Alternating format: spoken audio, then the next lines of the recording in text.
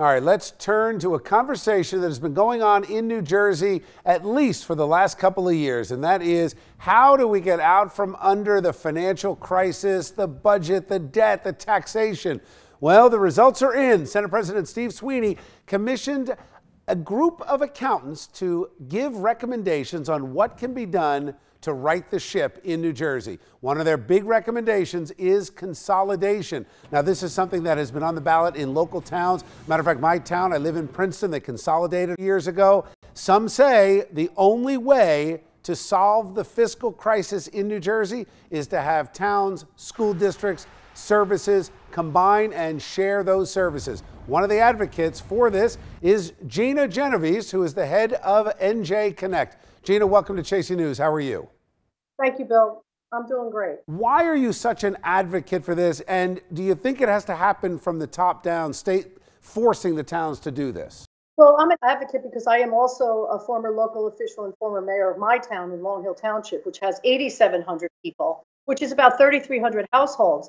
And Bill, it was extremely onerous for those people to pay for services that I thought were fairly inefficient. But do you think there's a value in the unique fabric of New Jersey that towns value their local police department, their local fire department, their local municipality, the idea of keeping things hyper-local, which is really how people live in their neighborhood? Yeah, but I live in Millington, which is part of Long Hill Township. I own a condo in Ocean Grove, which is part of Neptune Township.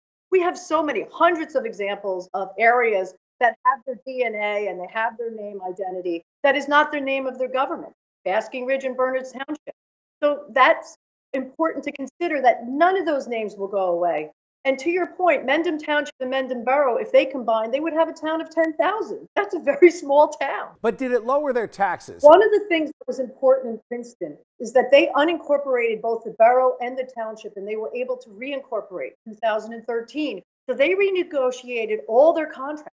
So moving forward, there's a lot of savings in that system. Gina, thank you. Good to talk to you tonight. Thank you so much. Enjoy your weekend.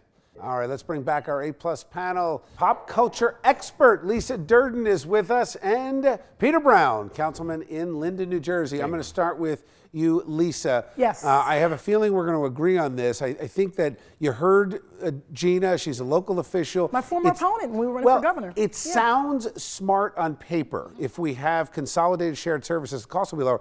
It doesn't seem that the practical reality is that it lowers costs for anybody. If my taxes were going to go down astronomically, they would have my vote, but it's not. I'm already eating PB&J sandwiches for dinner. I don't like them. I'm already eating cornflakes for snacks. I'm tired of cornflakes. I want a steak. As someone who works on the municipal budget for the last 7 years, we have plenty of serious services, and we've been able to decrease taxes this year.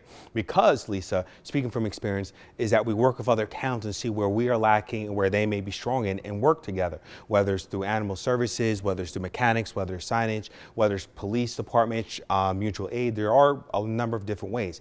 It may not work for every town, but what this report calls for is either shared services or consolidation. Those are two totally separate ideas. It should be done locally, not imposed by the state. That's what I'm for, locally. Thanks, guys. Got to leave it there.